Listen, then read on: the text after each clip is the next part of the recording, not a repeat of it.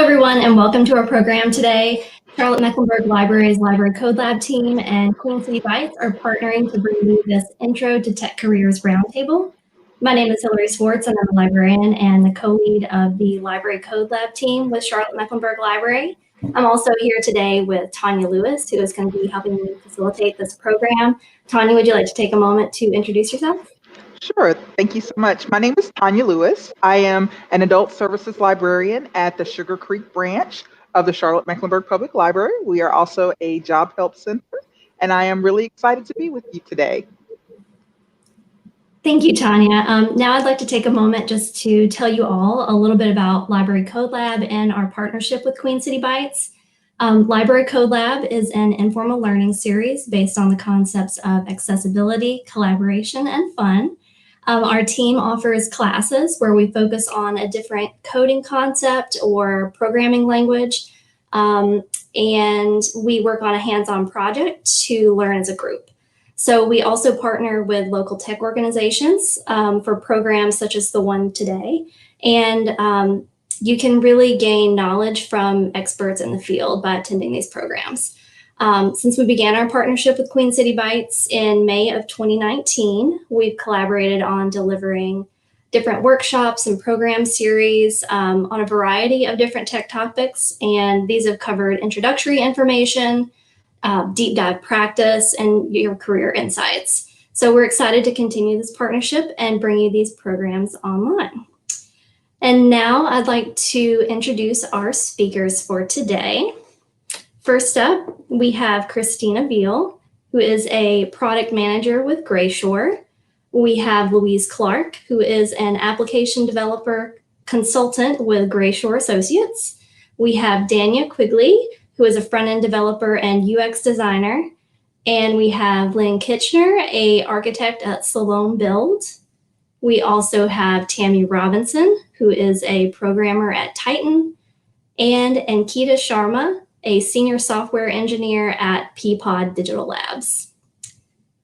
Thank you all so much for being here today.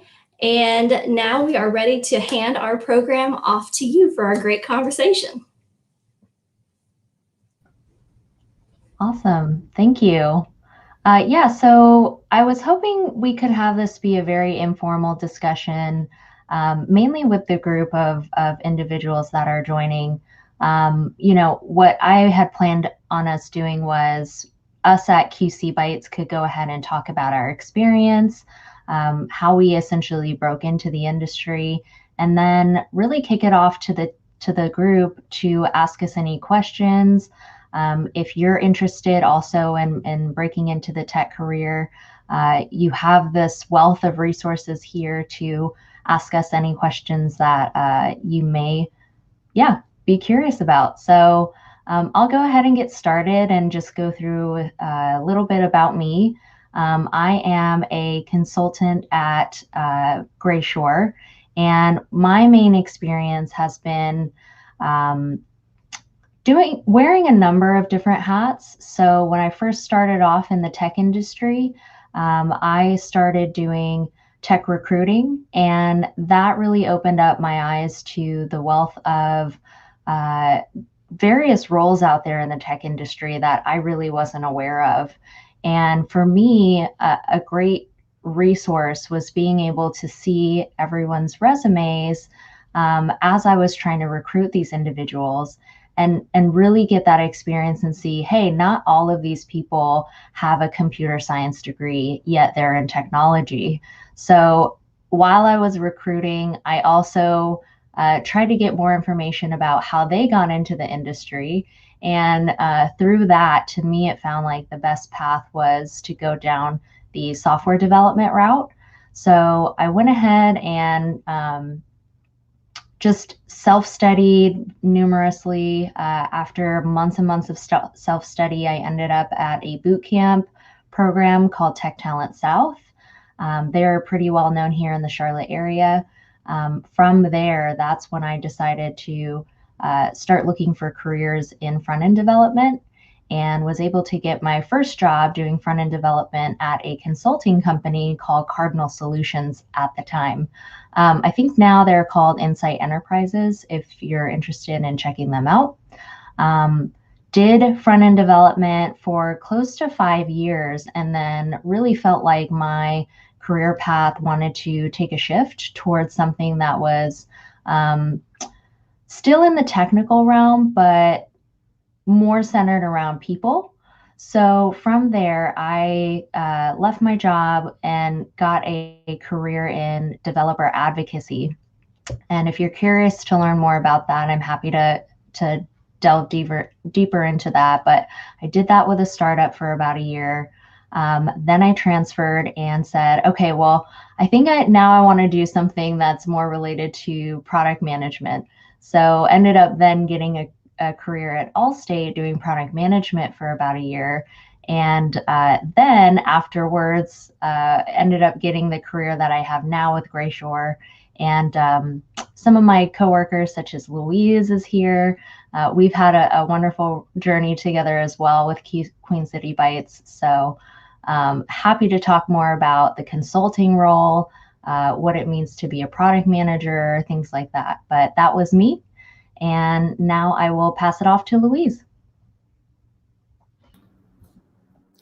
Hi, it's really exciting to be here. I'm glad that we have these conversations going again, because I'm a really big advocate of making sure that everybody in our group, QC Bytes, we all believe that everyone has an opportunity in the tech industry if you want it. And the reason why I love the tech industry is because it does have a variety of careers that really match who you are as an individual. If you're creative or a technical people person, or you fly solo, it has everything, and it can provide a living wage. So all of those things, I just want to make sure and get the message out there that it is possible to enter this field. That being said, I will tell you a little bit about my path. I was a history professor for about 10 years and wasn't making a living income, and was kind of feeling stuck in a dead-end career, and decided to build a WordPress website for my husband. For a book he had written. And it was in that moment that I realized I loved both the idea of helping someone get their service out there to the world, and then also the code behind it. And I spent time researching and doing boot camps, researching boot camps, and ended up going to a boot camp for front-end development. From that point, and it was difficult. It was difficult to find. It's expensive. So I really recommend, doing your research as to whether it's a good fit. Talk with people who are in the industry and get some feedback as to whether the school seems like a good fit. I got an internship that led to a full-time position with a software company called Gordian. And that was an amazing experience because I got to learn about the agile way of working, an agile workflow, which I highly recommend if you want to get into tech, looking that up. What does that mean? I got to help a UX person, so help someone who's doing the design and interactions of the software, as well as front-end development. So I got to put on a lot of different hats in that one role, and it was pretty amazing. I'm sorry, y'all, I have a new puppy, and it's pretty annoying. So I went from Gordian, and I thought that I would try on my design hat. Here you go, peanut butter.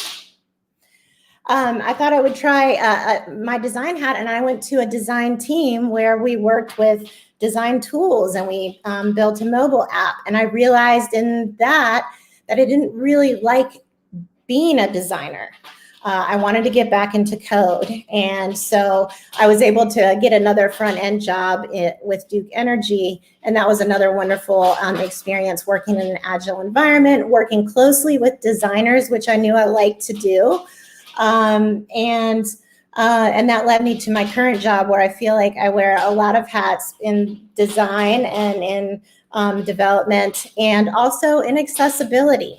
So if you have any questions about breaking into tech and being a person who wants to advocate for accessibility, making, or we call it digital inclusion also, but making websites and apps accessible to all people, particularly people with disabilities. So that is one of my passions. And so any questions about that aspect of tech, I am happy to answer questions. So I will pass it along to Dania. Thank you. Thank you. Hello, everyone. I am Dania Quigley. I am a front-end developer and UX designer. I sort of have a similar background to what Louise was just describing. I did not work as a history professor, but I was in the field of graphic design for a really long time. And when I got out of college for that, web development, web design was sort of its own thing, totally different realm from my training and from what I had been doing. And I wasn't very interested in it because it seemed really complicated and like something I wouldn't enjoy. So I sort of kept forcing myself to go down this path of, I went to college for this thing, I'm going to make it work. I'm going to figure out how to find an area where I can excel. And it was the same situation. I wasn't really able to make enough money to support myself. I certainly was not able to make enough money to pay off the student loans from the school where I got my training. And I just was getting continually frustrated and felt myself going down a dead-end path.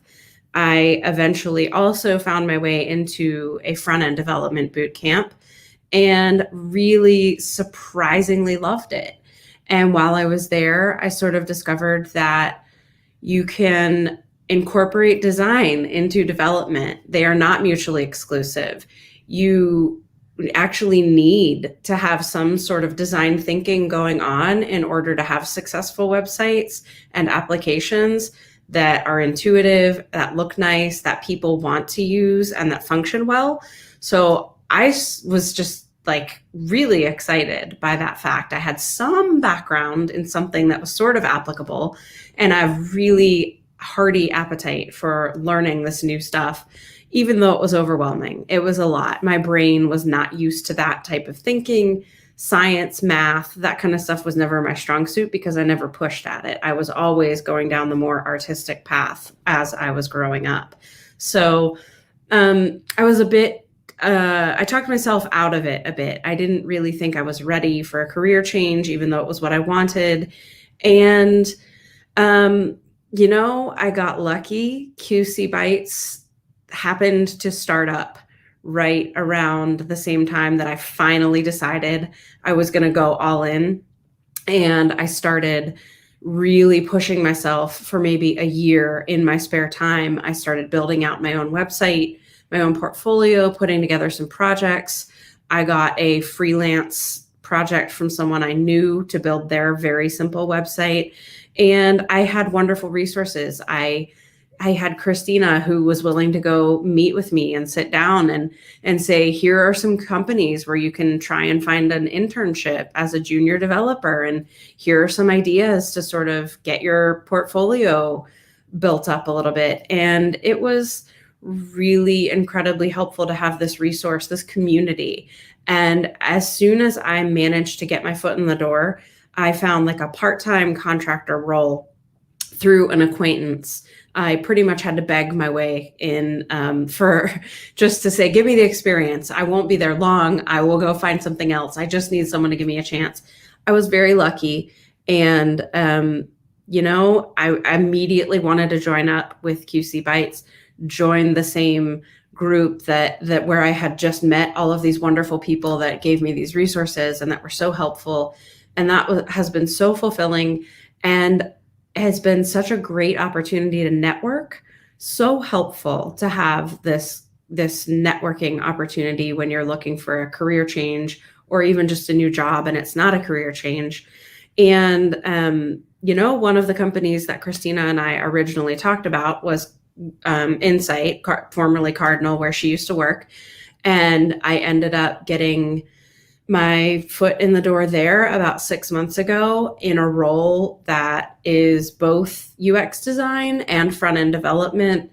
And it's been amazing. Pretty much anything I've asked to learn or work on, they have put me on a project. So there are wonderful opportunities out there. I'm so grateful to be able to talk to anyone who is interested in any of these areas. I just think we have this awesome community of all these people with all these different life paths and different experiences, but no matter what, there's a way to get into it. There's a way. You don't have to go to a boot camp. There are so many resources that we've collected. So anyways, enough yammering from me. I'm just glad to be here and glad to be able to help anyone who I can, because everyone was so helpful to me. So with that, I will pass it on to Tammy. Hey everybody, happy to be here. Dania, I felt everything that you were saying there. I feel like my path into tech was a bit more traditional. Growing up, I always had a passion for the arts and design and everything like that. I was super interested in like trying to figure out how things worked. But I wasn't exactly sure how that would translate, once I got into my studies and things like that. But in high school, I actually went to a trade high school in the city where I'm from in Milwaukee. And I actually, part of my focus in my studies at that school ended up being architecture. But then I also took a little bit of like art classes and like multimedia web design classes. So I was getting introduced to all these different, areas of art and design. And I eventually fell in love with architecture. So when I started undergrad, that's what I ended up majoring in. But 3 years into the major, I was like, I don't know if this is really what I want to do long term. So I ended up switching to information technology and management, which was a new program that the school had introduced. So it had kind of worked out for me. And to like Dania's point, like there were still like some elements in what I started to do that I was able to carry over from like what I had been doing with architecture, like when it comes to like the planning and, designing and things like that. There's a lot of those different elements that still apply once you get into tech. So I was kind of like really in a happy space there. And so after undergrad, I did work for a small startup back in Milwaukee for a little bit, but it wasn't super fulfilling. Being a new graduate, the work that I was doing was like kind of busy work, just kind of doing QA stuff and like creating documentation for clients for updates that we were making to their products and stuff. And so I was kind of undecided on what I wanted to do. And then I eventually decided to go to grad school, where I got my master's in information technology and management from Illinois Tech in Chicago. And so while I was there studying, I had the opportunity to freelance for a couple of startups there.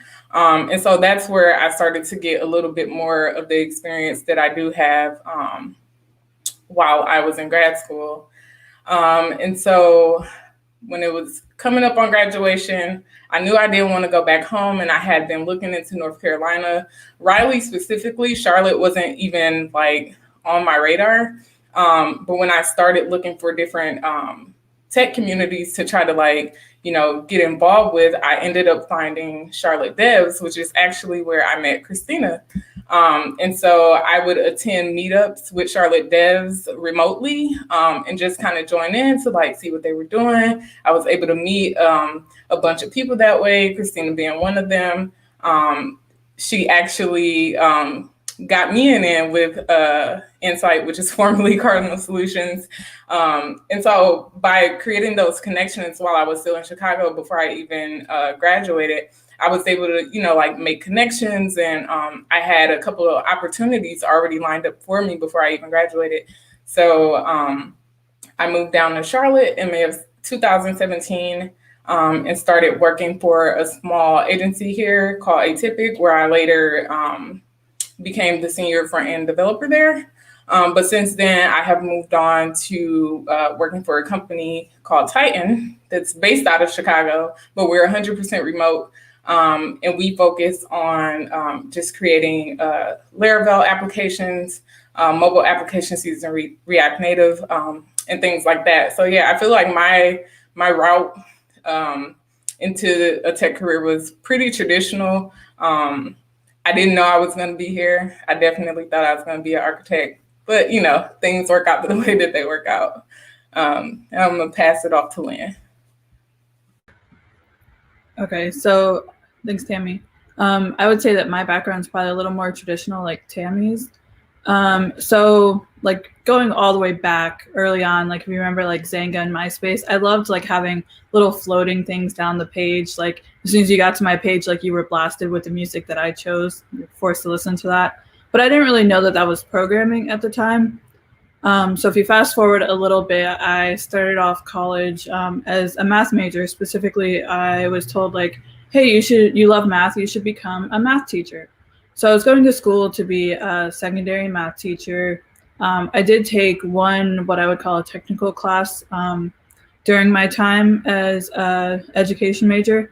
And it was called something like Computing for Teachers. The one thing we learned in there was mail merge, which I finally have put to use doing like invites and stuff for my wedding, finally. But I was really bored to the point of I took probably like 5 years just to finish like 3 years of coursework. So I knew I kind of needed a change. So what I did was I took a Python class, which is what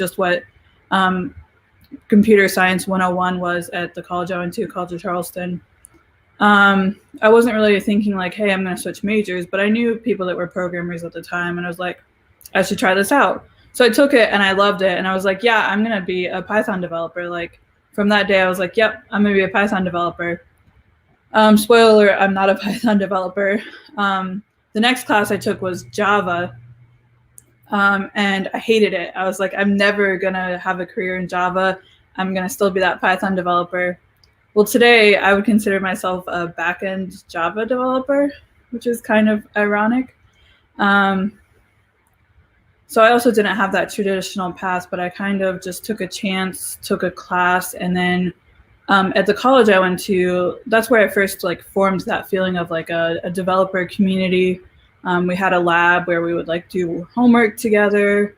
We had like this really hard database course, and we would do like the problems for that course together just as a group. So I knew I liked that collaborative environment for one, which is kind of what you would find like in a software engineering team. And I also just really liked like backend databases, writing programs.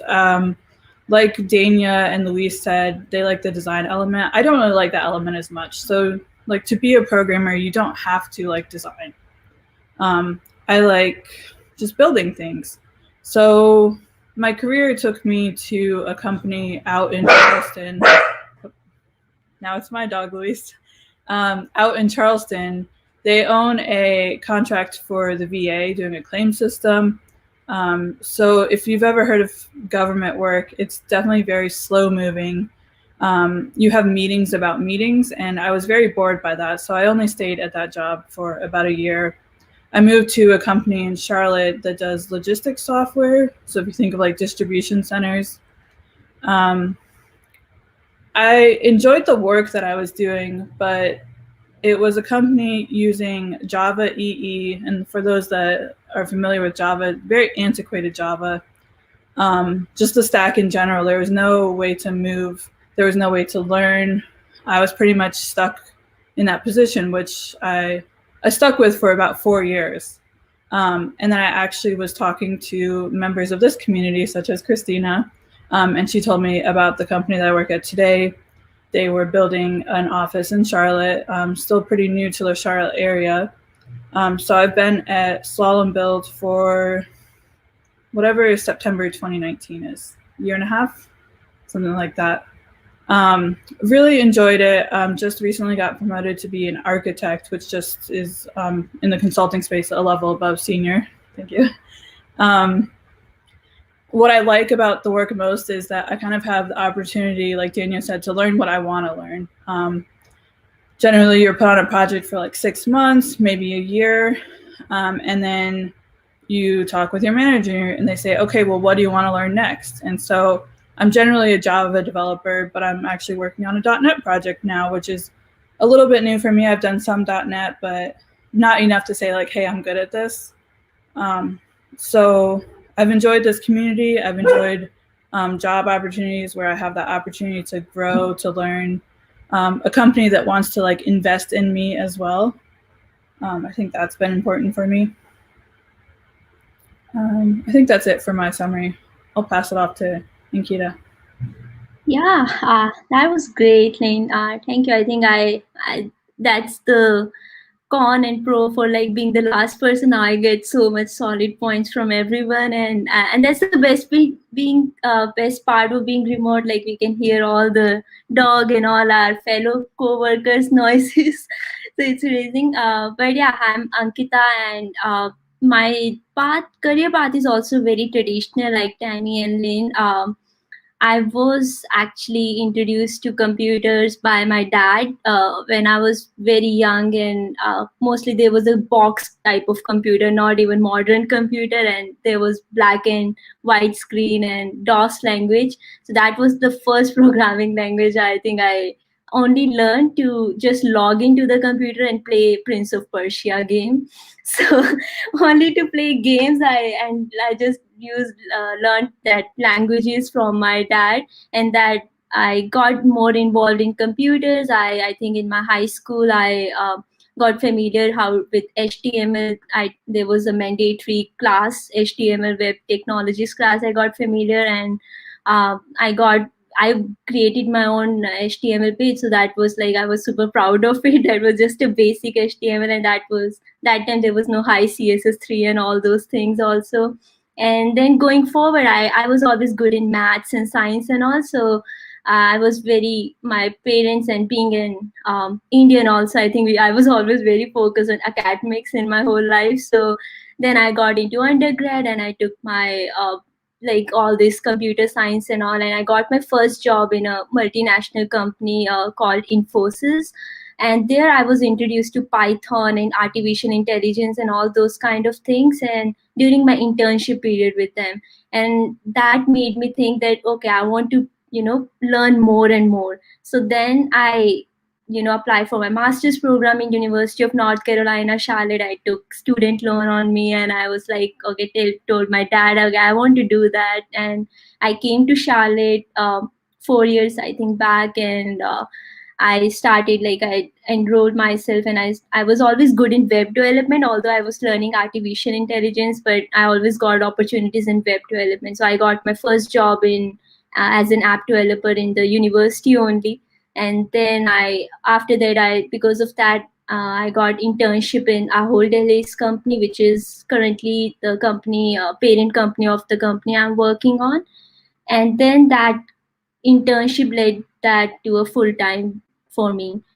And meanwhile, in middle of that, I was in Charlotte, and I was getting familiar into meetups and all those things. And also, when I was back in India, I was not getting much women in tech opportunities, although I was the only one in my women to men ratio in the class and all that, who used to very proactively participate. And also I used to always design all web sites for my college. I used to volunteer a lot and used to do all those things. So I was always seeking some women in tech kind of leadership, and those group, that platform where I can meet other women. So that was one of the reason in North Carolina, I found, I think, Charlotte Web Dev. And from that, I met, I think, Luis, Alisa, Christine, and a lot, like all the QC Bytes. And it was really great. And I think I have a passion of like helping out also people. So through QC Bytes, I got an opportunity to be a teaching assistant to a lot of courses. I was able to impart knowledge which I have, and basically when you are obviously teaching, you get to learn also. So it was great actually, and obviously networking grew. And then I took a big step also, like relocating from Charlotte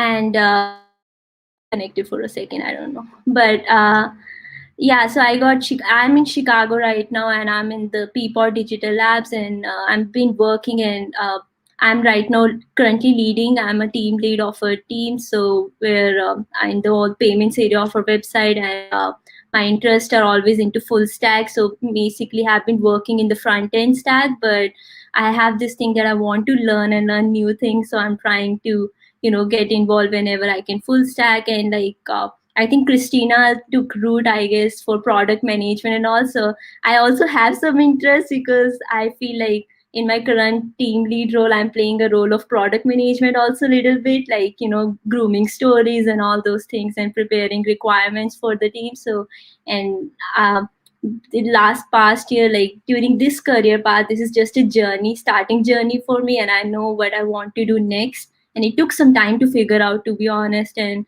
I know I want to step into management, tech management, and all those in couple of years or something. So, yeah, I think that's been my journey so far.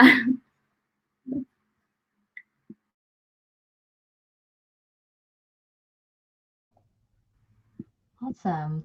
Yeah, thank you all so much for sharing your experiences. I know that there are a couple people watching, and just to give you a little synopsis of how to use the YouTube, if you're looking online and in the top right corner, you should see the option to go ahead and start chatting with us. So any questions that you might have, feel free to drop it in that chat. And those questions will then be broadcasted here for us. So we can spend this next time to go over your questions. If Hillary or anyone else, or even if you have questions about the Charlotte Mecklenburg Library, feel free to ask it here, and we'll help you out with that.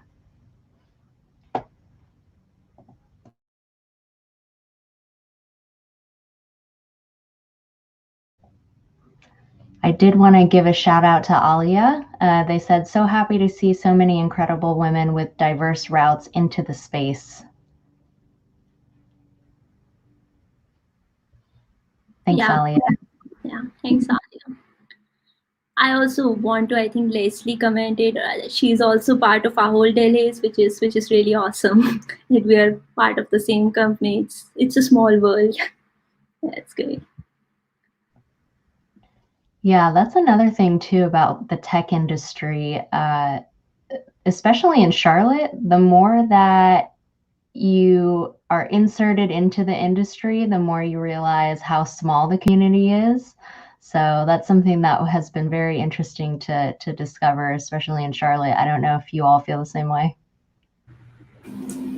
Sure. Yeah, I think for me, it became small becoming an organizer for Charlotte Devs and Queen City Bytes. You get a chance to meet so many different people, so many different backgrounds. So that's, for me, that's how I kind of like you end up running into somebody and it's like, oh yeah, I remember you. Like that has been like a big help for me. Especially kind of being a transplant here, just like getting to know people and getting to know people that do the things that I do, and that could kind of like help me along. My journey since me moving here was the start of like my postgraduate career. So yeah, I would say that has been the most helpful. Tammy, how did you become involved in just various meetups being a transplant? So as I mentioned, I ended up finding Charlotte Devs on meetup.com while I was still living in Chicago. So I was just a member of the community then. But knowing that I was going to be moving down here and that I would kind of like, kind of be by myself. And it was upon me to kind of get out and meet people, being introverted and all. That was kind of like a challenge that I gave myself, like, okay, I'm going to become an organizer and get involved in the community so that I'm kind of forced to get out and meet people. So I had already had that connection with John Mason, who was the organizer of Charlotte Devs at the time, before even coming down here. And so when I did move, I just started going to the in-person meetups and got to know people that way. And that's kind of how I got my foot in.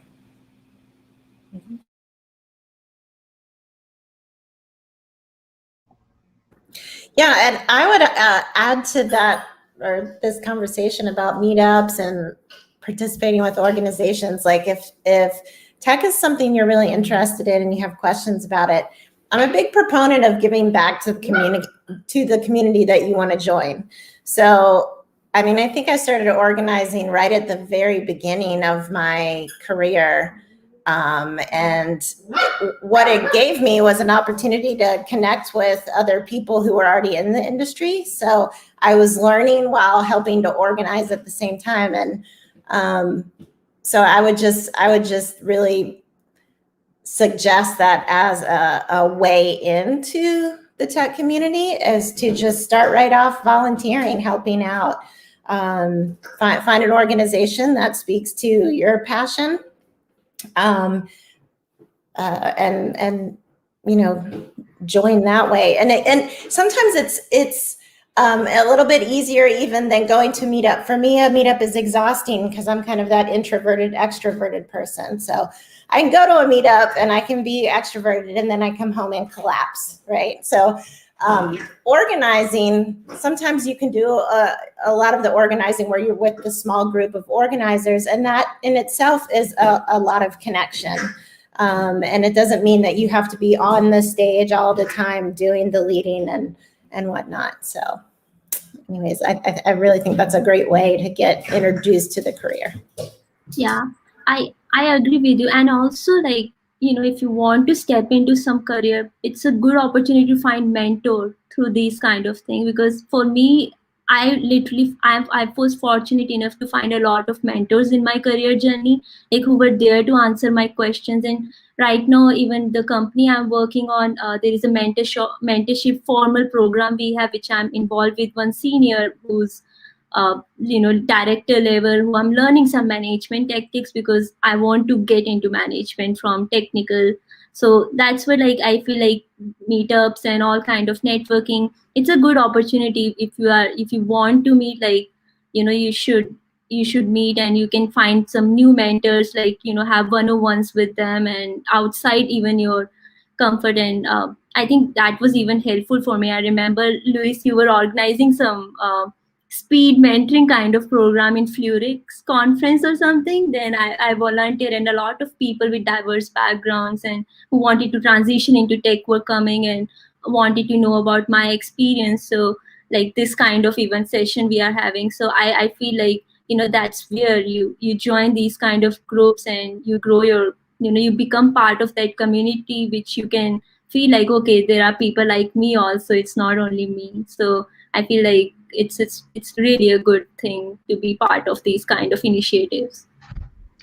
Yeah. So, Ankita, speaking of networking, how has that affected you, especially during this pandemic? You know, do you still find that there are opportunities to do this right now?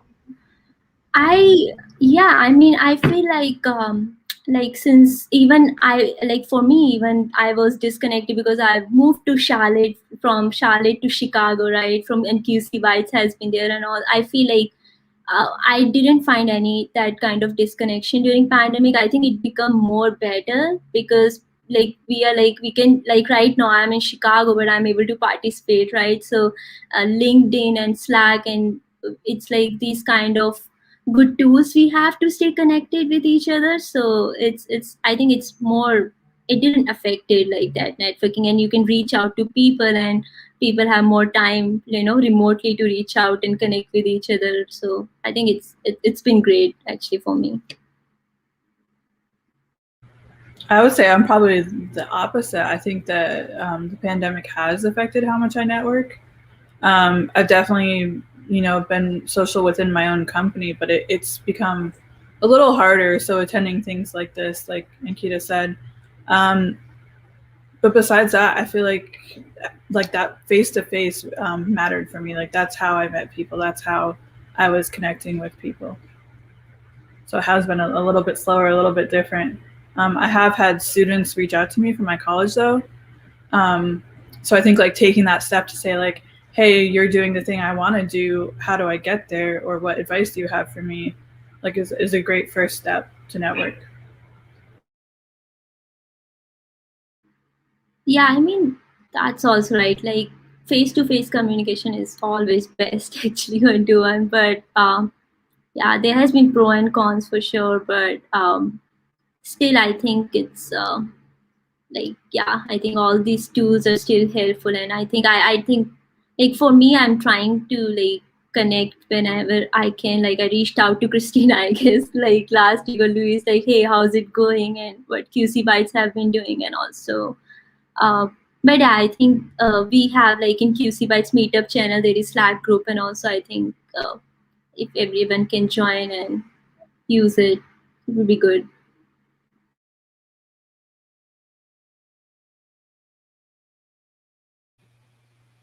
I think from a organizing perspective, I would say that the pandemic has made it difficult to kind of like just like program or figure out ways to like still keep people engaged. I think that has been the most challenging thing. And I'm like Lynn, it definitely has affected how much I've been networking, just outside of like work or whatever. You know, I see my coworkers every day, but just I do kind of miss, you know, seeing the people here locally in Charlotte and meeting up and, you know, getting to meet people. So that has been the most difficult part for me. Yeah, especially I feel like with the pandemic too, I don't know about y'all, but I feel like I'm definitely working a lot more than I used to be. You know, even the lunch hour, no one honors the lunch hour anymore, you know. Everyone is booking meetings through lunch. So usually you'll find me here, you know, just eating my meal at my desk while I'm also like trying to join stand up or trying to join a call. So yeah, that's also been a really big challenge, is trying to not overwork yourself by, you know, sitting at your desk all day in a tech role, because we do have that accessibility for us. And then also at the same time, you know, you just get drained sitting in front of a computer every day. Like the last thing you want to do is go out and network and in front of a computer again. So I definitely did enjoy that ability to get out and socialize and see all your faces again. And soon, I just got my first round of vaccines today, so I'm really excited to see all you again. I'm sorry, I want to add this to one thing. Like, you're right, like conferences, I feel it was more fun to attend them in person than like having virtual conferences right now, because the sessions are recorded and it doesn't feel very interactive like that time. And it's going on, and I miss that a lot, like going to conferences in person and like even like all those meetups and everything. And I totally can relate to you, Christina. Like company and people say that we have become productive, but yeah, it's like the work-life balance was very, at least bad a lot for me last year, that I had to like I'm trying to improve myself. Like I just joined tennis lessons so I can just go out and you know, I just bought a bike so I can just bike. I was like, I need to just make my, you know, work life balance properly. So pandemic definitely affected that last year a lot.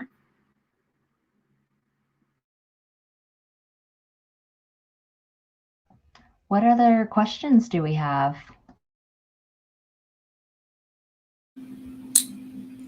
Look like, let's see, what advice would you all give for someone trying to break into the tech industry?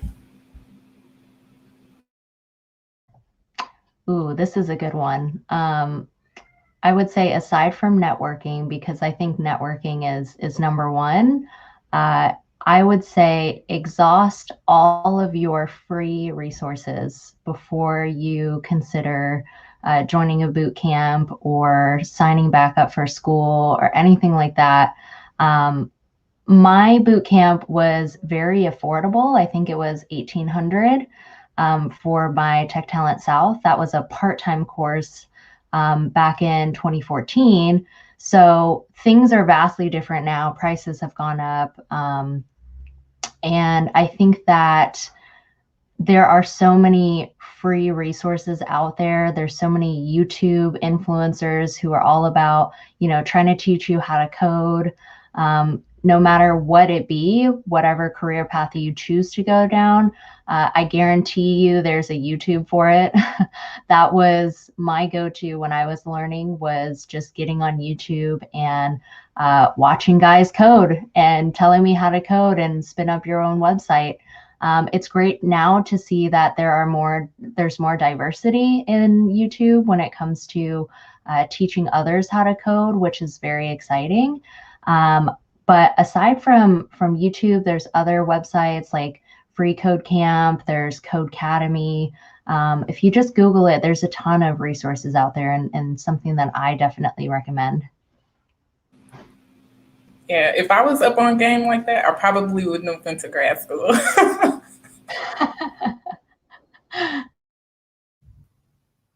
I think that to piggyback off of what Christina's saying too, like the better you get at figuring out how to Google resources, the more quickly you're going to be able to pick up a lot of the skills that you're going to need on the job. A lot of it is trying to research and ask the right questions and stuff you've never done before that you sort of have to watch tutorial videos for or read documentation on. So, just that exercise of figuring out what your syllabus needs to be in order to launch you in this direction without maybe going to college or going to a boot camp, that in and of itself is a huge leap forward, I think. I would say also, like, figure out what you're interested in. Like, don't just silo yourself because this boot camp offers like what React stack. Like, figure out what interests you first. And also to add to the points, like we all six have like different backgrounds and different roles. So like if you want to like get into tech industry and just try to find like understand the roles also, like what is product manager, what is front end developer, UX designer, and all. Like first you need to understand those kind of roles, and if you find something interesting, you can network with those kind of people and like build like I was saying, like about mentorship and all, like just even have one-on-one chat with someone. If you can, hey, I would like to have a coffee chat with you for 30 minutes to at least know what they are doing in their work, so that you can get some idea, and that will help you make understand, okay, this is the kind of work I want to do or not. So LinkedIn is a great platform also to do that. You can LinkedIn has been very helpful for me at least, and also like this Queen City Bytes and like all meetup groups and Slack. So all these kind of platforms are really good to help you get into that kind of things and build relations.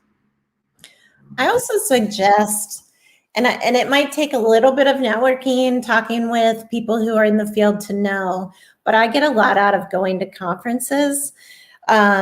So one of the positives of COVID is that there's a positive to COVID, but of this experience we're living in the remote world, is that a lot of conferences that usually you'd have to pay a ton of money for are now free because they are online.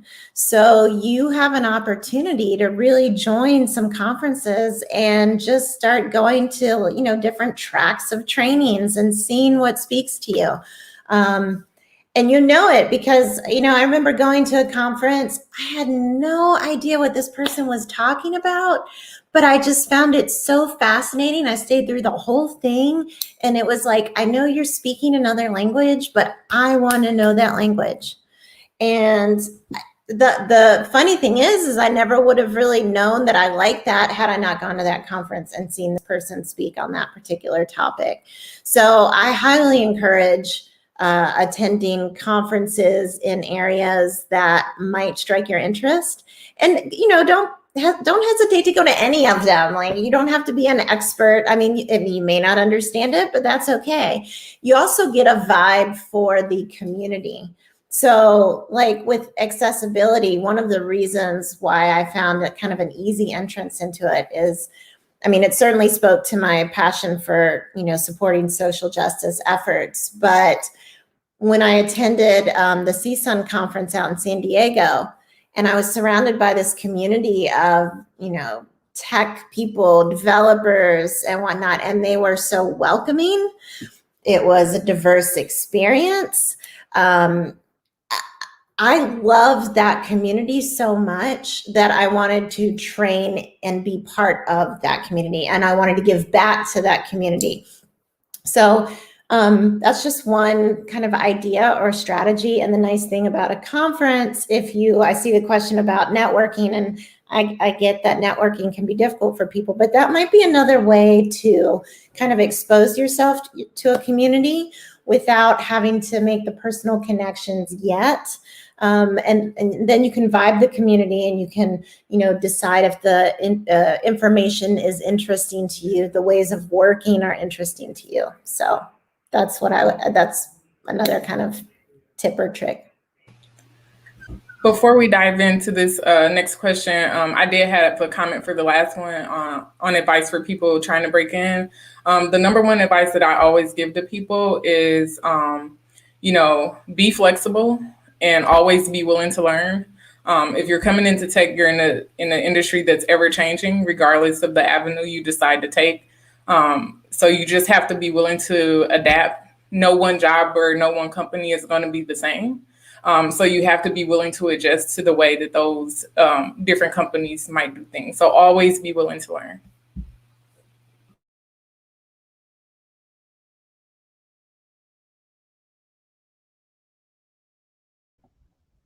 Yeah, would you mind throwing that last question up again?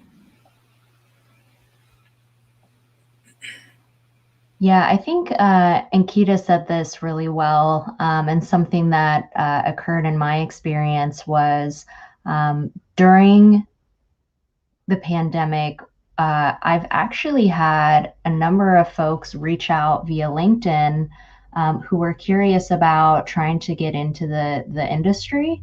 And really, that's kind of how it started. They would ask, hey, can I spend 30 minutes of your time just getting to know more about you, more about your experience? I'm interested in learning about front-end development, or, another person asked, I'm interested in learning about product management. Can I spend a couple minutes of your time just talking to you via Zoom or whatever? And that to me, I thought was really cool to see people just taking it upon themselves to reach out to a stranger and ask them about their experience, because I feel like more often than not, those people are going to take the time to reply back. And, who doesn't like talking about their own selves? I know that sounds bad, but everyone likes talking about themselves and their careers. And also it's rewarding just being able to tell people and give advice and ask them how they should get started as well. That to me, I think has been a really great resource, and something that I've noticed is just reaching out via LinkedIn.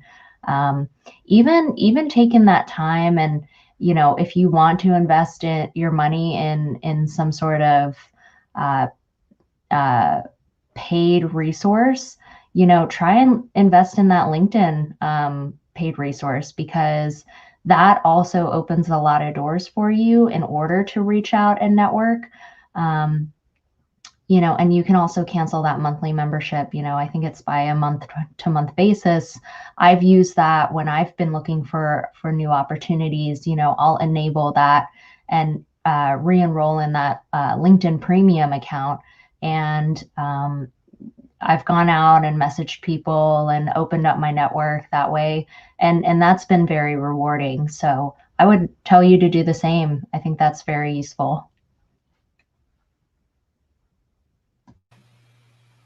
Yeah, I think my advice on this, and I think I mentioned it before, and it might be a little too radical for some people that are introverted like myself and have social anxiety, but my solution to trying to get better at networking was just to put myself in uncomfortable situations and like attend meetups and attend conferences and just at least try to start having those conversations with people that I knew could, help me get to where I was trying to go, or may have had ends on opportunities I might have not otherwise known about. So that's another way too. Hey, I just wanted to jump in really quick and let the viewers at home know about a free resource that's available through Charlotte Mecklenburg Library if you have your library card with us, or if you pay for a out-of-county membership with us. We do have a resource through LinkedIn Learning now that has a ton of tutorials that you'd otherwise have to pay for.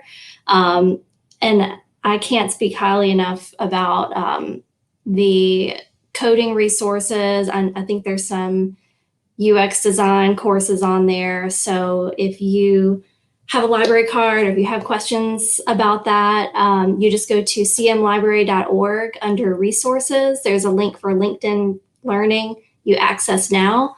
And if you ever have questions, you can email the library or ask us via chat, or you can ask us here today. Thanks. Yeah, I can't. Awesome resource. I was going to say LinkedIn Learning is awesome. And I didn't even know that we could get one through the library. So I am signing up. That's awesome. A couple other resources that I use, even like today when I'm on the bench, I'm trying to learn the next new technology. Udemy, it's always on sale for courses. You can get courses pretty cheap on there. There's reviews for them too, so that is helpful. And then Pluralsight, which is a monthly subscription. But if you want to just use it, for a month, like Christina said, you can just cancel for that next month and just use it temporarily. And actually, Pluralsight is free right now for the month of April. Oh, huh. Yeah. I just saw that, so should jump on over. edX is another great place. I've found some great accessibility coursework on edX, CompSci courses, and there is, podcasts are a whole nother, we could do a whole hour on the topic of podcasts, but that's a great way to start, just listening to people talk about their careers or the tech or the tools, workflows, all of that kind of thing, because that's a great opportunity. So, just Google podcasts and whatever topic you're interested in, and start listening. The team here at Titan has also created a free resource for individuals that may be coming from different backgrounds that are interested in becoming Laravel developers. It's called OnRamp, and you can visit it at onramp.dev to sign up and get started. You just choose your track, and then we suggest different modules for you to start basically learning. We provide links to different resources for you to, just get familiar with different technologies. So that's also a great free resource that you can utilize. That's onramp.dev.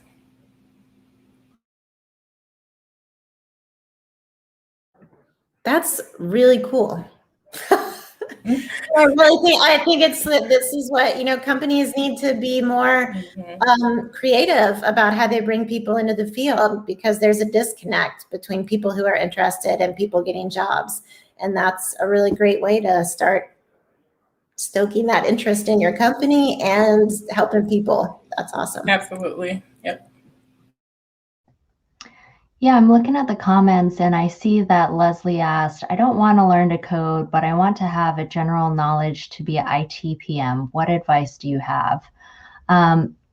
I think that this is a really good question, because it happens a lot, and there's many people out there that are definitely interested in learning to get into the tech field, but may not want to be a developer. And I think that's one thing that's very beneficial is getting a certification and trying to find certifications for that specific role. So for example, when you say ITPM, I could think of either project managers or product managers. There's also the entire Agile methodology and the entire Agile framework that's based around a number of different roles where you could get your certification. One of the benefits that kind of led me down my career path was through Cardinal Solutions.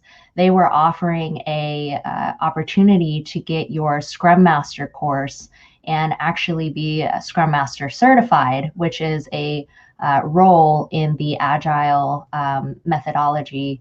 And I went ahead and tried it out. I didn't know if I was going to like it or not, but that was one of the benefits of working there, was getting that opportunity to learn new things.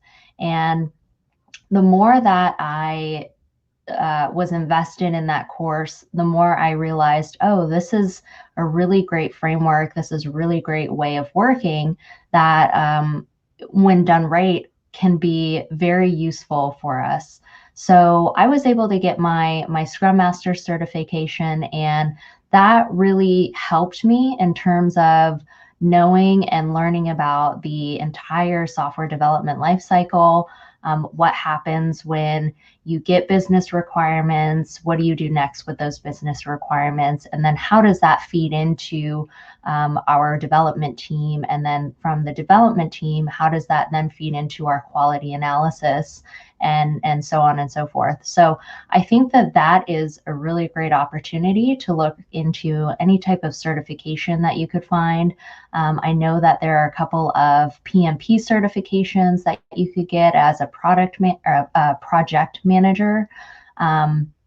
There's also product owner certifications, again, a part of the Agile framework that you can look into as well. So yeah, there's, again, just a wealth of certifications out there that you could get if you don't feel like going down the coding path. And then aside from that, learning as much as you can about the tech industry, I think, is always going to be beneficial. Going to meetups, going and networking, and just kind of submerging yourself in that environment, I think, is very useful. Just so you can learn how to talk the talk, right? Because oftentimes people are daunted by specific tech words that they might hear. So don't be afraid to ask questions when you do that as well.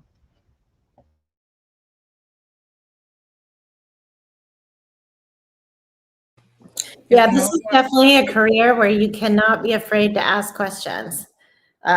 Always ask questions. I'm asking questions every day.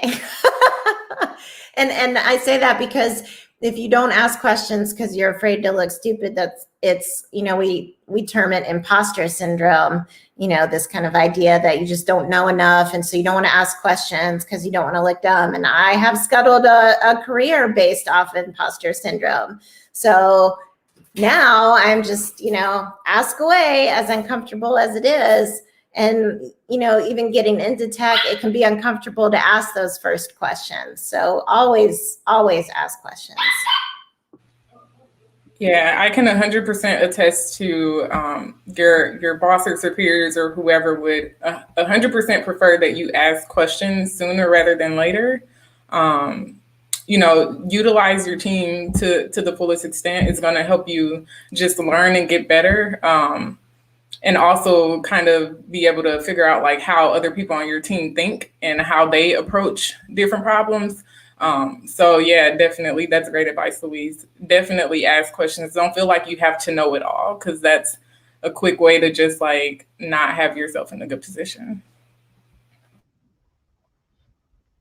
Yeah, I would also say, one thing that all of us, I'm sure, have had some experience in has been in consulting. And I think that there is a really great opportunity with consulting where you can get your foot in the door without necessarily having to learn tech. Oftentimes, especially depending on which consultancy you're at, there is often an influx of them needing representatives to help support them and really help take them and grow their business. So oftentimes they are more generous in terms of onboarding folks that are maybe juniors or maybe entry level, where they're looking to train people who are interested. They want to see, especially, you know, having that experience of looking at resumes, they want to see that you're actively trying to get into the tech field and you're actively trying to educate yourself and better yourself. So I think that that goes a long way and is another reason why I say, hey, even if it's a free certification, you know, get on there and get a free cert and put that on your resume, because that speaks volumes to not only your character, but also your drive and showing how committed you are to getting into the industry. I think that that goes a very long way.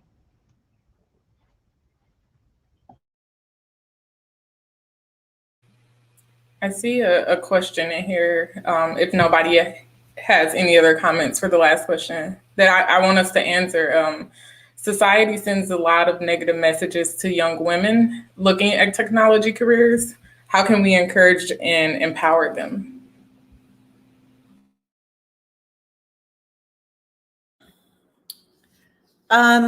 So I'm glad that question was asked, and that's really important. And I think one of the most important things you can do is find other women in the field and start talking with them about their experiences. If you're already in the field or maybe you're at the beginning of your career, make sure that and I think Ankita mentioned this, you know, find your mentors. You know, if there's a direction you want to go in, find someone who's in that field and usually like I always gravitate to the women in my tech group because I know that they have a different experience that I can relate to. So I'm always asking, you know, about experiences or for advice or to form partnerships with, like if there's, if I can join a team with either a woman leading or where women are valued members of a team, I gravitate towards those. It's kind of like the same with the conference situation. I gravitate towards communities where I see that diversity valued. So, and I think I see that in some comp sci programs too. Like I know UNC Charlotte has a comp sci program and they have, well, Ankita, you can speak to this, but they have like a whole women in comp sci. You know, take advantage of those kinds of resources because you need to know about other people's experiences and you'll gain a lot from that.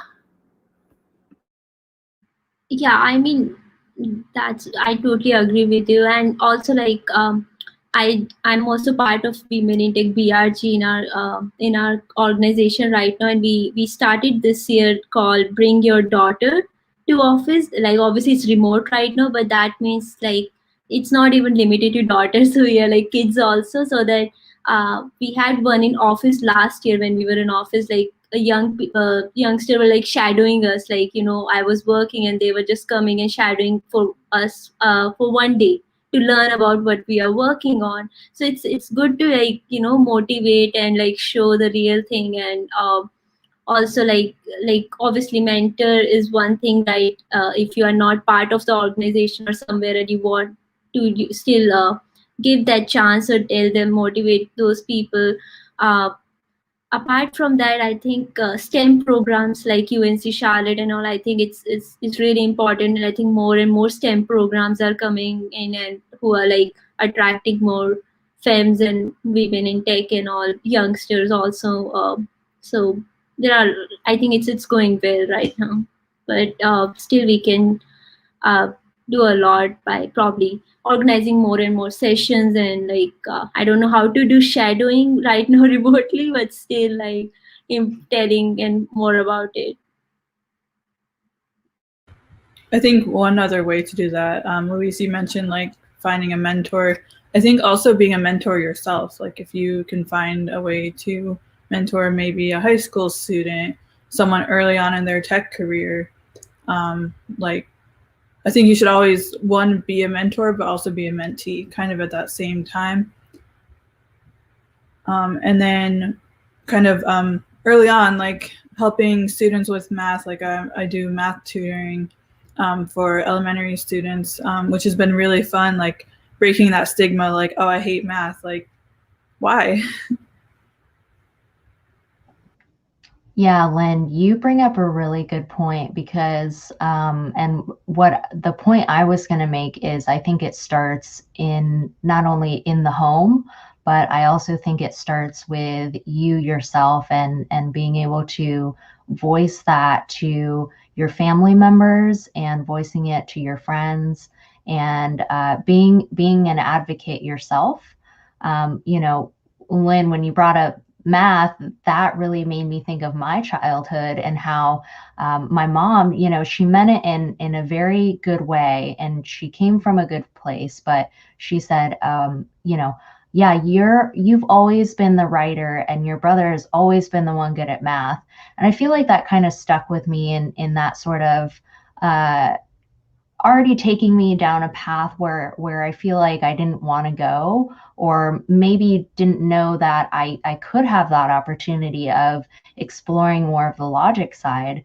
And what's funny now is, you know, as we grew up and went to college, my brother tried to go to school for coding and hated it, absolutely hated it.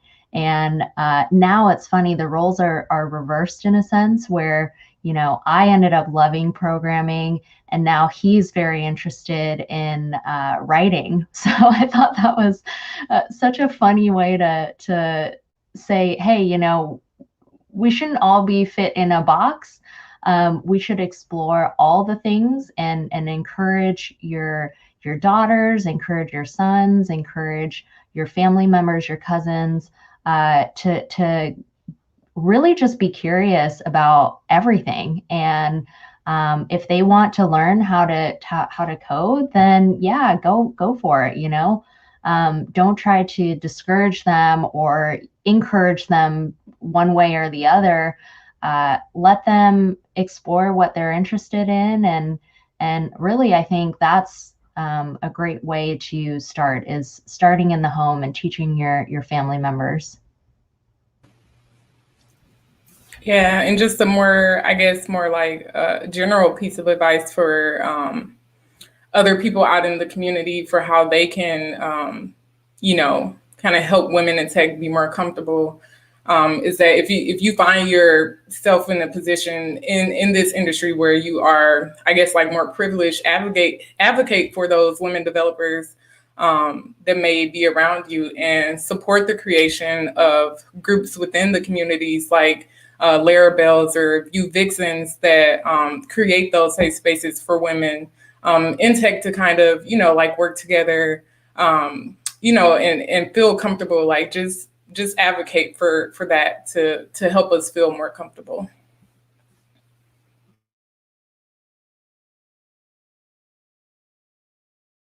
Yeah, I think we missed a question also about different organizations, like Tammy said.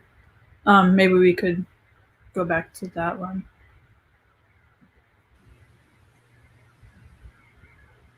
Specific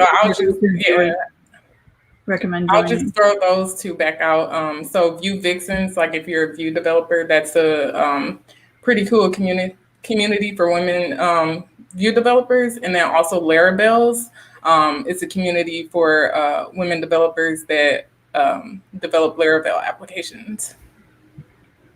A couple general organizations I was going to mention is Anitaborg, anitaborg.org. You probably know them from the big conference, Grace Hopper, but also ACM, Association for Computing Machinery. That's a good one to know.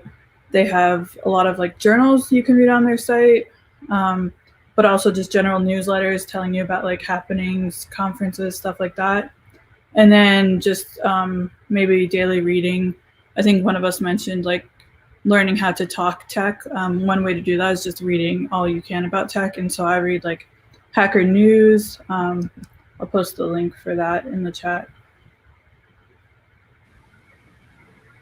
And we can't let this question go by without recommending QC Bytes as an organization to join, for Of sure. course, of course.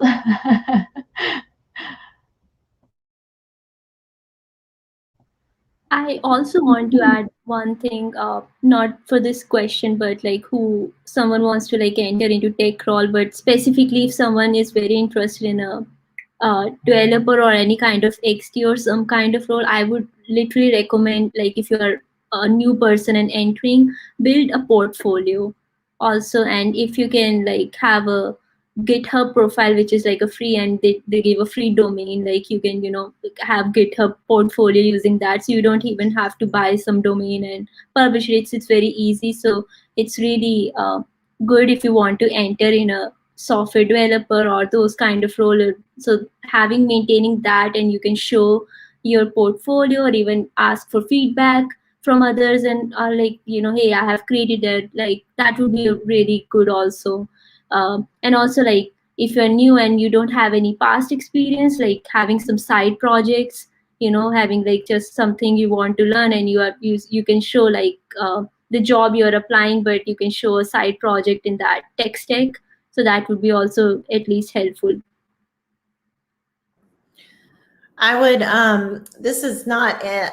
They have a training wing, but there's a company called DEQUE, DEQUE. They're an accessibility testing software company, but they have an amazing blog. And if you sign up for their newsletter, they advertise free webinars all of the time. You can find their YouTube channel. But if you sign up for these free webinars, I mean, they are really top notch and introduce you to the field of accessibility so well. And that's for, design, development, agile, all of these things. It's a great resource. So.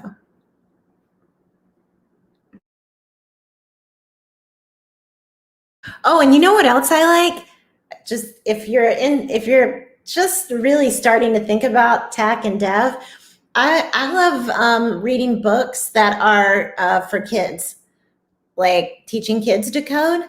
It's the best way to learn how to code because it's broken down so well and it's simple, and so there's pictures. So I'm a visual learner. So a lot of times they'll do graphics for like, tech terms, and it sticks with me. So, any kind of kids books on coding is really a great place to start. Girls Who Code, I just saw them come across my LinkedIn. There's a new CEO, and they're a great organization. So that's also another kind of avenue into tech. Yeah, Women Tech Makers also, like I think they're part of Anita Borg, and also so that gives an opportunity to attend Grace Hopper conference, and also that's good.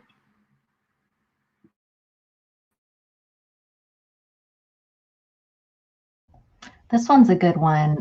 There's obviously a huge variety of possible technology careers. Where do you see the largest opportunities for growth? The cloud. Yes.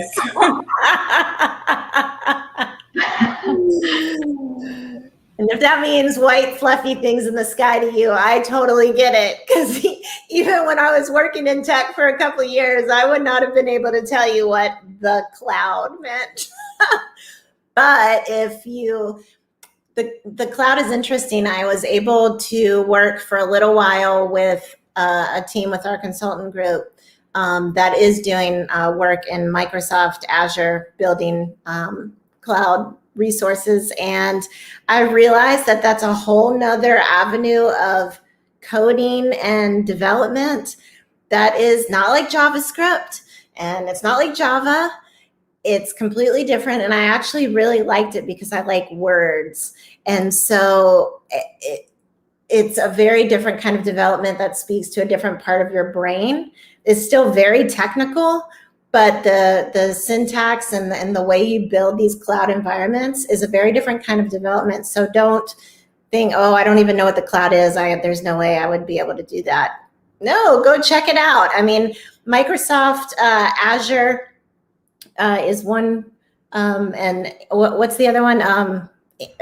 Amazon Yeah, AWS. AWS, yep. And they Google Cloud. Google Cloud, that's right. All these, they all have free trainings where you can kind of test it out. So give that a whirl, because that's definitely the future. And it is, if you've tried JavaScript and you're like, oh, I can't code.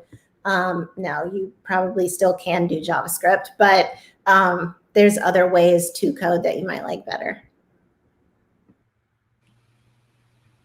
If you asked me this a couple of years ago, I would have just said like becoming a programmer or something, but I think we're going to get phased out by robots or like automation or something. I don't know. So I definitely agree with Louise with the cloud, and then also like DevOps, which I think is very closely related in some ways. Yeah, I think, just speaking to my experience again in technical recruiting, there were a number of resources just related around programming. It didn't matter what type of programmer you were. That was such a highly sought after skill, and something that my partner and I joke about it being the next blue collar job, which now I can definitely see happening. So I definitely think that if you're interested in getting your foot into the door, I would start with programming. I mean, it worked out for a lot of us, and especially when it comes to opening your resources for other opportunities in tech, having that knowledge and being able to speak to that, I think has only been a positive for me. Even though, coding wasn't the path that I went down full time, I'm so thankful that I did it because it led me to where I am today.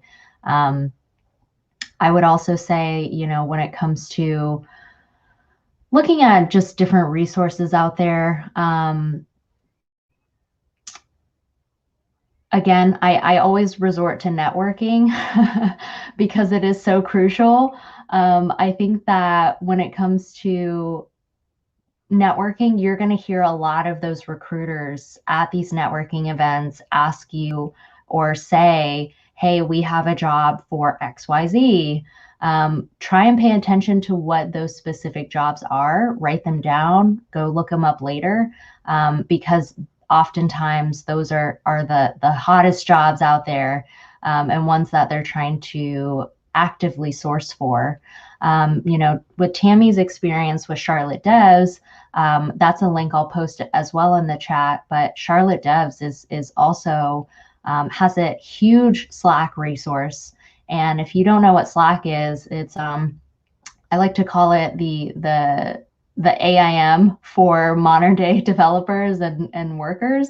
But essentially it's an open chat group where you can also build that sense of community and networking. So I'll drop that in the chat as well. They have a job post channel. We have a number of recruiters have caught on to the Charlotte Dev Slack group, I've noticed, and they are definitely posting a ton of jobs that are available in that resource as well. So look up what they're posting often and, do some research around those various jobs, and don't be discouraged if you feel like you don't meet all of those job requirements, because I feel like I read somewhere statistically more women are discouraged by not meeting all the job requirements versus men. They'll just say, hey, yeah, this looks like it'd be a good fit. Let me go apply anyways. Whereas women, we feel like we have to meet all of the specific requirements in order to apply. I say, screw that, just get out there and apply for the job. Because that's another thing, is there is a deficit of women in technology, and the fact that I would use that to your advantage, use that as your advantage, and really use that opportunity to get out there and get in the industry. I think it's only going to benefit you. And yeah, so I'll drop that in the channel. Yeah, as a means of encouragement, that's how I got my last job, taking a chance on myself. I was completely unqualified for the position that was posted, but I gave it a shot anyway, and I applied, and I ended up coming into the company as an apprentice with the opportunity to learn the things that I needed to learn in order to, you know, have a full-time programming role at this company. So I was lucky enough that they extended that opportunity to me, but I had to take a chance on myself before I would expect that they would take a chance on me. So that's really great advice, Christina. Just go for it. Even if you feel like you are not qualified enough for the position, just do it. Tammy, I would argue that since you said you got hired, that you were qualified for the position. You just didn't check all the boxes that they put out there. That's fair, Lynn. Thank you. That's right. I was also going to say that these job descriptions, like somebody had to take the time to write them, and the keyword there is time. So somebody didn't have the time to write it. They threw together a bunch of stuff. They look, you know, and so just know that 80% of those job descriptions may or may not even be what they need anyways. So you may throw your hat in the ring and they see what you're bringing to the table, and they're like, oh, wait a minute, actually, we want that instead. And I think I agree. Tammy brought a good point, like entering also as an apprentice or an intern. It's also a good thing. Like if you want to, you know, grow into that role and you think you are not like that way, you can learn first and then also step into that role. So that's how how I got the job, you know, from internship to full time. Like, so that's always like works out also.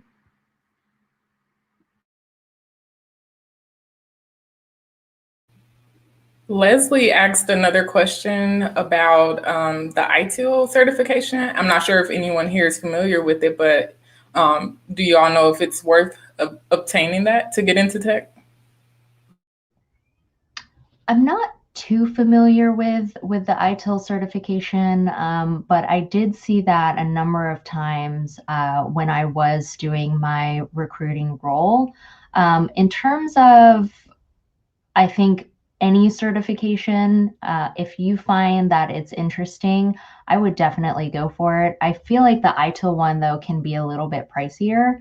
I recommend, and there's actually another link that I can send y'all to, but even in that Charlotte Devs group, there's a program, and I'll find their name, but they often post a lot of free certifications where you can go and study.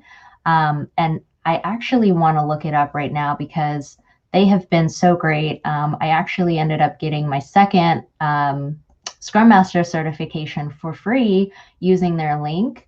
And they oftentimes will post in our channel. So we have a channel within the Charlotte Devs group that's called QC Bytes. And they have, let me see. Yeah, her name is Tanika, and she is with, I'm trying to find her organization. Give me 1 second. She is, A Transformation. So I'll post their link. She has done a lot of great work with, for example, getting your certification in data science, getting your certification in Agile. I think that, again, getting back to the free resources part, go for some free resources and look up and see if you can get your certification that way. I would also recommend that you look into, so Leslie, I know you had asked earlier about ITPM. I would definitely look into anything Agile related because that is currently all the craze right now with a lot of industries. Everyone is trying to get away from waterfall. That's another methodology you'll hear often. They're trying to get away from waterfall and trying to learn more about Agile and what that methodology is. So I definitely recommend you look into getting some sort of Agile certifications. I can drop in a couple of different resources for that as well.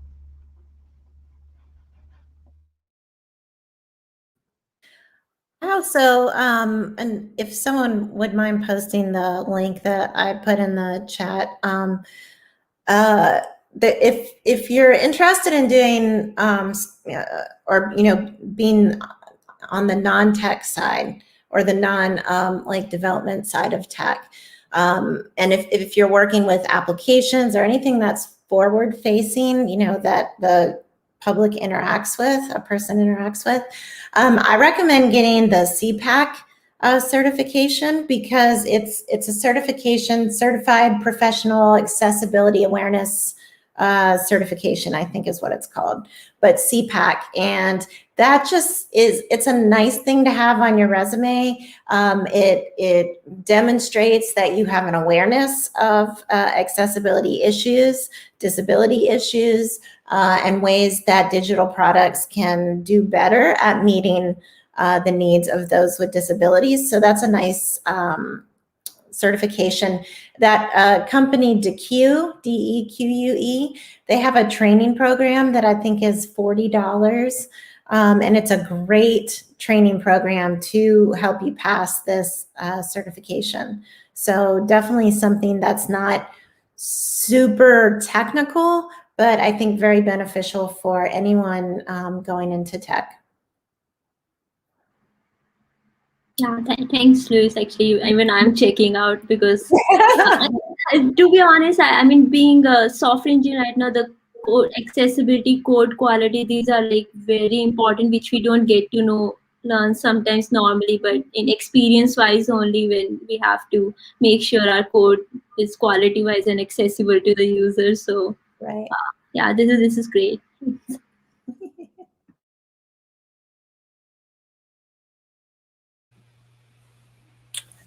There's one question that we missed. What do you wish, or what do you know now that you wish you knew before starting a formal tech training program or degree?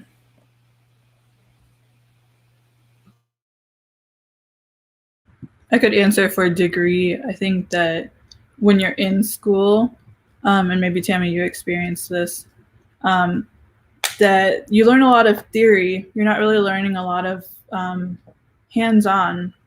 And so I think that while I was in school, had I, done a lot more programming on the side, building web applications, researching different modern technologies, attending meetups, I would have known that I was kind of learning a little more antiquated technologies than what I would be using today.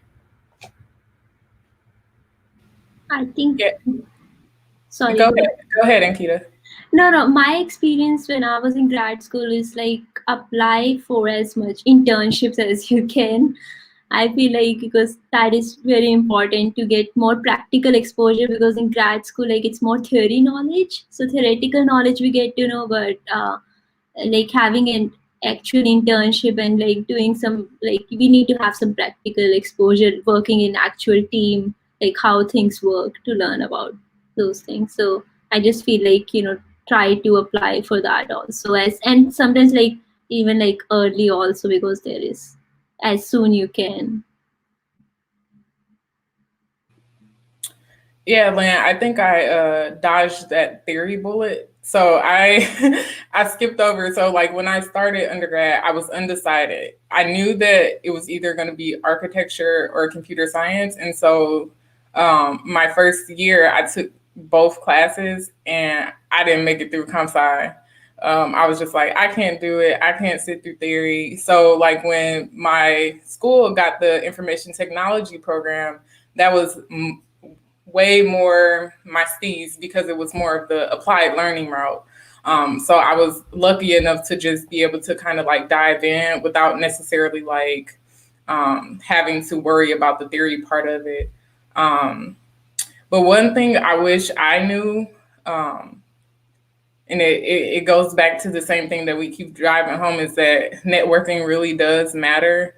Like I would just go to class because I stayed maybe 10 minutes from campus. I would just go to class, and then go home. I didn't really like engage in, trying to get to know people on campus or get involved in any like organizations or programs. Whereas like my brother, he was very much like that, very, very social. he was able to be a part of like this inroads program where he ended up interning for a company back home. And then after he graduated, like he got put on full time. Whereas with me, it was really hard to find something after I graduated. So I wish that that was one thing that I knew before starting, that I really should make an attempt to network more. Yeah, and also kind of for me, the opposite experience for what Lynn said. I really wished I had learned the fundamentals, and more so learning and doing a deep dive around the logic. I feel like that was one thing I didn't quite get from not only self-study, but also going into a part-time boot camp. Really just learning the basics and understanding why. I feel like that was one of the things that was lacking for me, and probably because I was so determined to get a role doing front-end development, I didn't really want to branch out and learn more so about all of the programming languages, and really why that was important. And I really wished I would have, looking back, tried to understand those concepts more. You know, the fundamentals of programming, I think, would have been very beneficial for me to really focus my time on before jumping into just straight up HTML, CSS, and JavaScript. I think I would have caught on a lot quicker had I gone that route and been able to ask a lot of more thoughtful questions during my time at the boot camp.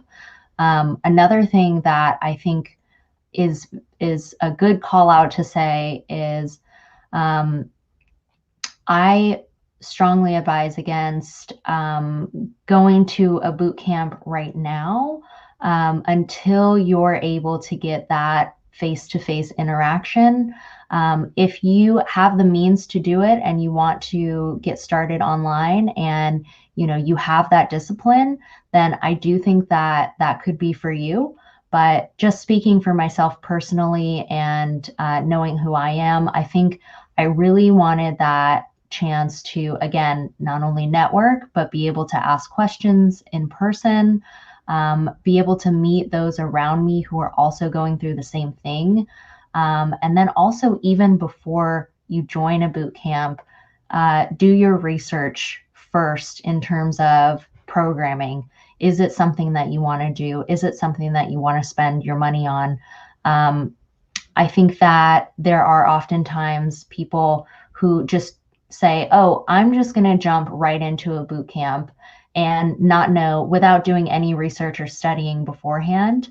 And as a former teaching assistant for a boot camp, I could see a lot of those students struggling because they didn't do enough research beforehand. And oftentimes boot camps, they'll just let you in. They'll do some pre-screening, perhaps, checking if your computer knowledge is up to speed. But even then, sometimes there were a lot of folks in my course who were learning the basics of a computer, and that is so far from where you want to be when you first start a boot camp.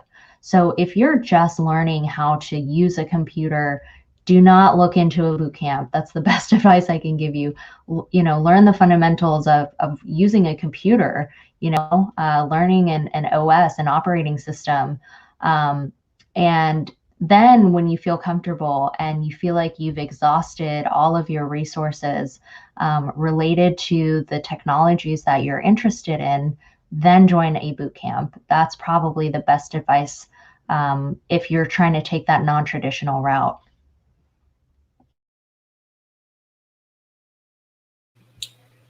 Yeah, my amazing coworker Centauria actually wrote an entire blog post about this called "What's in a Degree." I'll post that in the chat for folks that are watching if they're interested in reading that.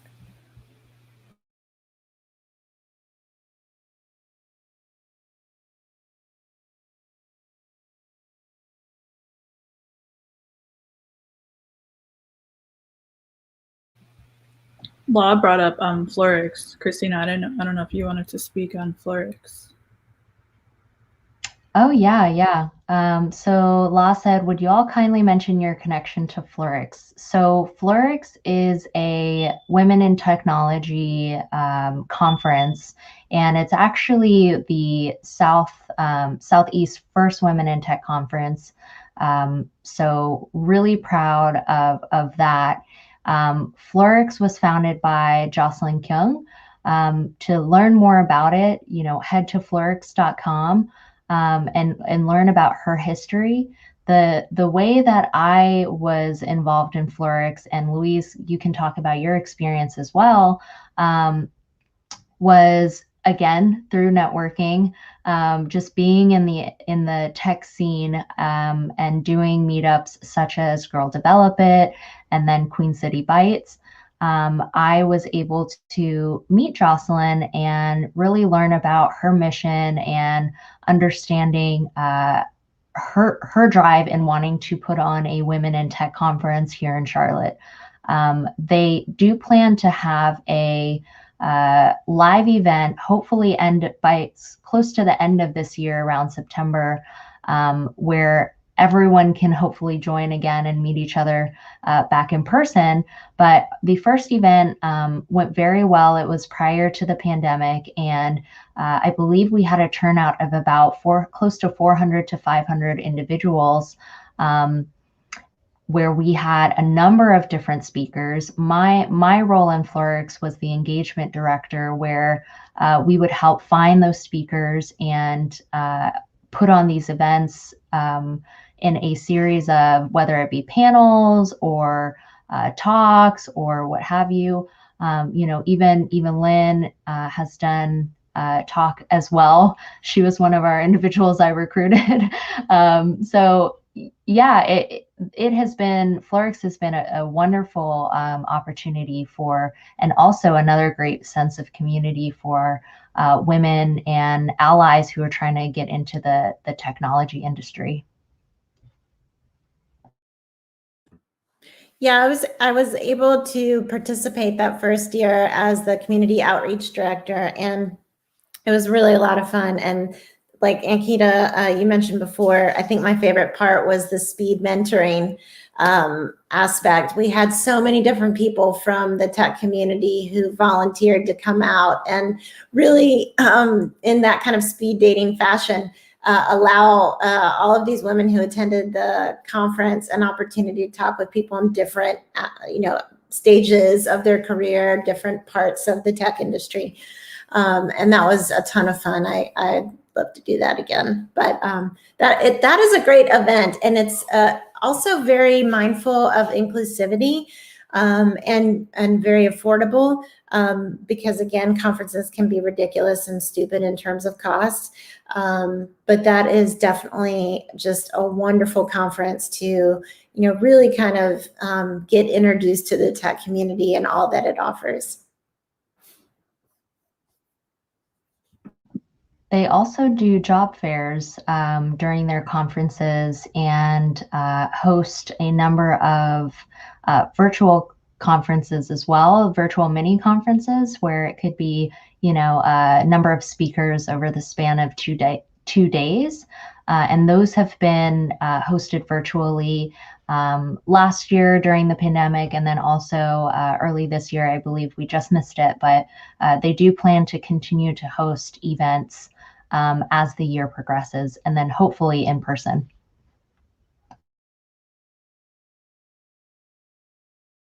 Lynn, as a speaker, what was your experience with Florix?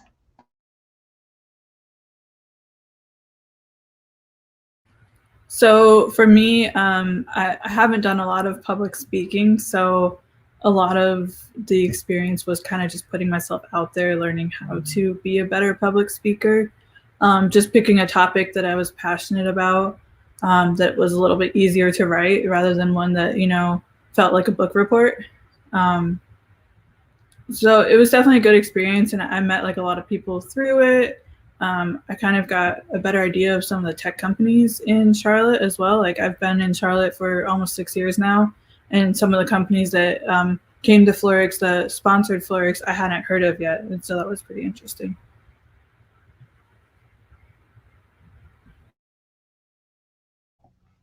Awesome. Did we end up getting through all the questions? Yeah, I think so. Awesome. That's great. I don't know if we wanted to go ahead and kick it back to the library for any wrap up, but you know, just speaking on behalf of Queen City Bytes and our partnership with CML, this has been such a rewarding experience. So wanted to thank you all again for hosting us. Thank you guys so much. This has been a very informative, very amazing panel. And I know that everyone that attended and also the people that'll be viewing this go forward are going to get a lot of very valuable information. So thank you so much for your partnership and for sharing your experiences and your knowledge. Thank you, Queen City Bytes. We will be posting into the comments a link to our post-panel survey. So if everyone attending could please fill that out. I also wanted to mention at the Charlotte Library, as was mentioned earlier by Hillary, we do offer the LinkedIn Learning access for free with your card. We also do have a job help center. So we offer quite a few resources, and it does not require that you have a card with us to utilize the Job Help Center or to attend our events. So feel free. We will also be posting a link to access the Digital Branch Job Help Center website into the comments. I also want to mention that Queen City Bytes, they have a meetup group. So these wonderful people that you've heard from today, as well as other people, they talked about the importance of networking. So that is a very, very good way to start that networking process if you're interested in a technical career. And we've also got some additional future events with Queen City Bytes. So just to let you know, stay tuned, but May 15th at 11 a.m. to 12:30, we have Intro to Web Accessibility. And on June 19th, yay! And on June 19th from 9 a.m. to noon, we have an Intro to HTML. So when they talked about do not, make sure that you're exhausting your free resources, those events are two examples of free resources where you can gain the type of information that you will need as you move forward in your career path in the technical field. So definitely hope to see you there. Again, thank you so much, Queen City Bytes. Thank you to Hillary and Jeremy. And we really enjoyed this partnering program, and I'm really excited at our continued partnership. So thank you very much. Hope everyone has a great day. Yeah, thanks everyone. Thank you so much. Thank you. Bye.